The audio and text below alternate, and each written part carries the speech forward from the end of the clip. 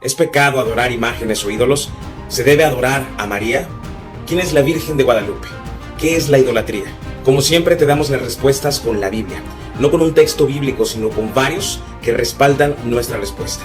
Los textos bíblicos irán apareciendo a un lado mío de este video para que los puedas buscar y leer por ti mismo, que solo la verdad nos hará libres. Comencemos. El 9 de diciembre de 1531, un hombre llamado Juan Diego, un indígena chichimeca convertido al catolicismo, caminaba por el cerro Tepeyac, cerca de la Ciudad de México, cuando vio una aparición. Ante él había una joven de rasgos mestizos. En el idioma nativo náhuatl, la joven solicitó que se construyera una iglesia en ese cerro en su honor. Según Diego, la joven era la Virgen María. Cuando Diego le contó su historia al arzobispo de la Ciudad de México, se le indicó a Diego que regresara al cerro y pidiera una señal para demostrar que en verdad ella era la Santísima Virgen. Cuando Diego regresó al lugar, la misma joven apareció nuevamente y le indicó que recogiera flores. El cerro era normalmente yermo, o sea, no tenía vegetación, pero en ese momento Diego encontró rosas castellanas, que no son nativas de México. La joven tomó las rosas y las colocó en el manto de Juan Diego. Cuando Diego regresó con el arzobispo y abrió su manto, las flores cayeron al suelo. Para su asombro, el interior de la capa tenía una imagen de la joven. Diego afirmó que la joven lo visitó 3 veces más, siendo la última el 12 de diciembre. Ahora se le conoce como la Virgen de Guadalupe. La veneración a la Virgen de Guadalupe está muy extendida. Varios papas desde 1531 la han declarado patrona no solo de México, sino de toda América Latina y luego de toda América. Cada año millones de fieles católicos visitan la Basílica de Guadalupe para ver su imagen consagrada allí. Su fiesta es el 12 de diciembre. Las apariciones vistas por Diego han sido cuestionadas muchas veces a lo largo de la historia debido a la falta de documentación del evento anterior a 1648.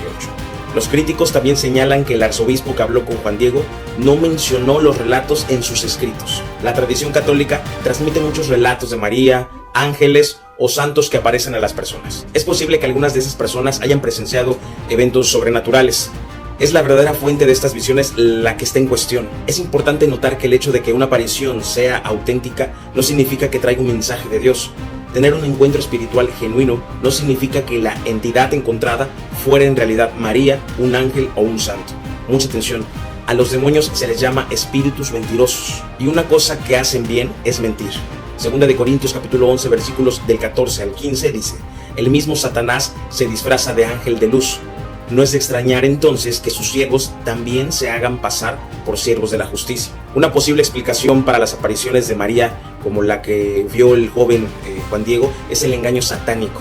También sabemos que un mensaje genuino de Dios no contradeciría la palabra de Dios. ¿Dijo la Virgen Guadalupe algo que fuera incompatible con la Biblia? No hay datos exactos. Sin embargo, una cosa es segura: la Virgen de Guadalupe pidió que se construyera una iglesia en su honor, y eso no es bíblico. En conclusión, aquí está nuestra evaluación de la aparición. Número 1. Juan Diego dijo que la joven parecía ser de ascendencia mestiza, pero María era judía, del linaje de David. Número 2. Muchos relatos afirman que la joven dijo: soy la siempre Virgen María, Madre del Dios verdadero. Los católicos creen que María tiene un lugar exaltado en el cielo, con el acceso más directo a Jesús y Dios el Padre. También creen que María era una virgen perpetua, pero no es así. María tuvo más hijos. Además, la Biblia nunca se refiere a María como la Madre de Dios, sino solamente como la Madre terrenal de Jesús. Número 3. La joven que vio Diego pidió que se construyera un santuario en su honor. La María de la Biblia nunca pediría que se hiciera nada en su honor, más bien instruiría a las personas a honrar y adorar a Dios. Número 4. En algunos relatos de la historia, la señora dice que respondería a las oraciones. Esto tampoco es bíblico. Solo Dios responde a la oración. Entonces, ¿ocurrió algo sobrenatural en el cerro Tepeyac y fue presenciado por Juan Diego? Sí, probablemente sí. ¿María realmente se le apareció? Definitivamente no. ¿Fue el mensaje de Dios basado en sus desacuerdos con la palabra de Dios? No. Dios describió a María, la madre de Jesús, como muy favorecida. La frase muy favorecida viene de una sola palabra griega que esencialmente significa mucha gracia. O sea que María recibió la gracia de Dios. La gracia es un favor inmerecido. Es decir, la gracia es una bendición que recibimos a pesar de no merecerla. María necesitaba la gracia de Dios y también un Salvador como el resto de todos nosotros. María misma lo entendió como lo declaró en Lucas capítulo 1 versículo 47, donde dijo: y mi espíritu se regocija en Dios, mi Salvador. La Virgen María, por la gracia de Dios, reconoció que necesitaba al Salvador. La Biblia nunca dice que María era alguien diferente, excepto un ser humano normal que Dios eligió para usar de una manera extraordinaria. Sí, María era una mujer justa y favorecida por Dios. Al mismo tiempo, María era un ser humano pecador que necesitaba a Jesucristo como su Salvador, como todos los demás. La Virgen María no tuvo una inmaculada concepción.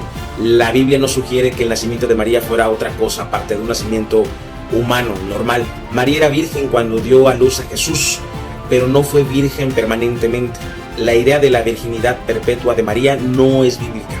Mateo capítulo 1 versículo 25, hablando de José, declara: pero no la conoció hasta que dio a luz a su hijo primogénito y le puso por nombre Jesús. La palabra hasta claramente indica que José y María tuvieron relaciones sexuales normales después del nacimiento de Jesús. María permaneció virgen hasta el nacimiento del Salvador, pero más tarde José y María tuvieron varios hijos. Jesús tuvo 4 medios hermanos: Jacobo, José, Simón y Judas. Jesús también tuvo medio hermanas, aunque no se mencionan ni se sabe cuántas, pero aquí les dejo el respaldo bíblico. Dios bendijo y favoreció a María dándole varios hijos, lo que en esa cultura fue aceptado como la indicación más clara de la bendición de Dios sobre una mujer. En cierta ocasión que Jesús estaba hablando, una mujer en la multitud gritó: bienaventurado el vientre que te trajo y los senos que mamaste. Lucas 11:27. Pero ¿cuál fue la respuesta de Jesús? Él dijo: antes, bienaventurados los que oyen la palabra de Dios y la guardan. Para Jesús, la obediencia a la palabra de Dios era más importante que ser la mujer que dio a luz al Salvador. En ninguna parte de las Escrituras Jesús o cualquier otra persona dirige alabanza, gloria o adoración hacia María. Elizabeth, pariente de María, alabó a María en Lucas capítulo 1 versículos del 42 al 44, pero su alabanza se basa en la bendición de dar a luz al Mesías. No se basaba en alguna gloria inherente a María. De hecho, después de esto, María pronunció un canto de alabanza al Señor, exaltando su misericordia, fidelidad y su atención a aquellos de humilde condición. Muchos creen que María fue una de las fuentes de Lucas para escribir su evangelio. Lucas registra la visita del ángel Gabriel a María diciéndole que ella daría a luz a un hijo que sería el Salvador, pero no estaba segura de cómo podía hacer esto, ya que ella era virgen. Cuando Gabriel le dijo que el niño sería concebido por el Espíritu Santo, María respondió: he aquí la sierva del Señor, hágase conmigo conforme a tu palabra. Y el ángel se fue de su presencia. María respondió con fe y con la disposición de someterse al plan de Dios. Nosotros también debemos de tener una fe similar en Dios y seguirle confiadamente. Al describir los acontecimientos del nacimiento de Jesús y la respuesta de los que escucharon el mensaje de los pastores sobre Jesús, Lucas escribe: pero María guardaba todas estas cosas, meditándolas en su corazón. Cuando José y María presentaron a Jesús en el templo, Simeón reconoció que Jesús era el Salvador y alabó a Dios. José y María se maravillaron de lo que Simeón había dicho. Simeón también le dijo a María: he aquí, este está puesto para caída y para el levantamiento de muchos en Israel, y para señal que será contradicha, y una espada traspasará su misma alma, para que sean revelados los pensamientos de muchos corazones. En otra ocasión, en el templo, cuando Jesús tenía 12 años, María estaba molesta porque Jesús había quedado atrás cuando sus padres se habían ido a Nazaret. Estaban angustiados buscándolo. Cuando lo encontraron aún en el templo, les dijo que debía estar en la casa de su padre. Jesús regresó a Nazaret con sus padres terrenales y se sometió a ellos. Una vez más se nos dice que María guardaba todas estas cosas en su corazón. Criar a Jesús debió haber sido un esfuerzo desconcertante, pero también llenó de momentos preciosos, tal vez recuerdos que se volvieron más conmovedores en la medida que María llegaba a entender más a fondo quién era Jesús. Nosotros también podemos atesorar en nuestros corazones el conocimiento de Dios y los recuerdos de su obrar en nuestras vidas. Fue María quien pidió la intervención de Jesús en las bodas de Caná, donde realizó su primer milagro y convirtió el agua en vino. Aunque Jesús aparentemente la rechazó al principio, María instruyó a los sirvientes a hacer lo que Él les dijo. Ella tenía fe en Él. Luego, en el ministerio de Jesús, su familia se preocupó. Marcos capítulo 3, versículo 20-21 dice: y se agolpó de nuevo la gente, de modo que ellos ni aún podían comer pan. Cuando lo oyeron, los suyos vinieron para prenderle, porque decían: está fuera de sí. Cuando su familia llegó, Jesús proclamó que los que hacen la voluntad de Dios son su familia. Los hermanos de Jesús no creían en Él antes de la crucifixión, pero por lo menos 2 de ellos lo hicieron después: Santiago y Judas, los autores de los libros del Nuevo Testamento que llevan sus nombres. Durante toda la vida de Jesús, María parecía creer en él. Ella estaba presente en la cruz cuando Jesús murió, sin duda sintiendo que la espada que Simeón había profetizado atravesaría su mano. Fue allí en la cruz donde Jesús le pidió a Juan que sirviera como hijo de María, y Juan llevó a María a su casa. María también estaba con los apóstoles el día de Pentecostés. Sin embargo, a María nunca más se le menciona después del capítulo 1 de Hechos. Los apóstoles no le dieron a María un papel prominente. La muerte de María no se registra en la Biblia. No se dice nada acerca de que María hubiera ascendido al cielo o tenido un papel de exaltación allí. Como madre terrenal de Jesús, María debe ser respetada, pero no es digna de nuestra reverencia o adoración. La Biblia en ninguna parte indica que María pueda escuchar nuestras oraciones o que pueda mediar por nosotros con Dios. Jesús es nuestro único abogado y mediador en el cielo, de acuerdo a 1 Timoteo capítulo 2 versículo 5. Si se le ofreciera adoración, devoción u oraciones, María diría lo mismo que los ángeles: adora a Dios. María misma nos da el ejemplo, dirigiendo su adoración, devoción y alabanza solo a Dios. Entonces María dijo: engrandece mi alma al Señor, y mi espíritu se regocija en Dios mi Salvador, porque ha mirado la bajeza de su sierva. Pues he aquí, desde ahora me dirán bienaventurada todas las generaciones, porque me ha hecho grandes cosas el poderoso, santo es su nombre. Como última parte de este video, la Biblia es absolutamente clara en que solo debemos adorar a Dios. Los únicos casos en que alguien más que Dios recibe adoración en la Biblia es cuando se trata de dioses falsos, los cuales son Satanás y sus demonios, no hay más. Todos los seguidores de nuestro Señor rechazaron la adoración. Pedro y los apóstoles se negaron a ser adorados. Los santos ángeles se negaron a ser adorados. La respuesta es siempre la misma: adora a Dios. Los católicos romanos intentan desviar estos claros principios escriturales, diciendo que ellos no adoran a María y a los santos, sino que más bien ellos solo veneran a María y a los santos. El usar una palabra diferente no cambia la esencia de lo que se ha estado haciendo. Una definición de venerar es respetar en sumo grado o dar culto. En ningún lugar de la Biblia se nos dice que rindamos culto a alguien, sino solo a Dios. No hay nada de malo en respetar a aquellos cristianos fieles que se han ido antes que nosotros. No hay nada de malo con honrar a María como la madre terrenal de Jesús. La Biblia describe a María como muy favorecida por Dios. Al mismo tiempo, no hay instrucción en la Biblia de reverenciar a aquellos que se han ido al cielo. Debemos seguir su ejemplo, sí, pero nunca adorarlos, reverenciarlos o rendirles culto. Cuando son forzados a admitir que en realidad ellos adoran a María, los católicos argumentarán que ellos adoran a Dios a través de ella, al adorar la maravillosa creación de Dios que ha hecho.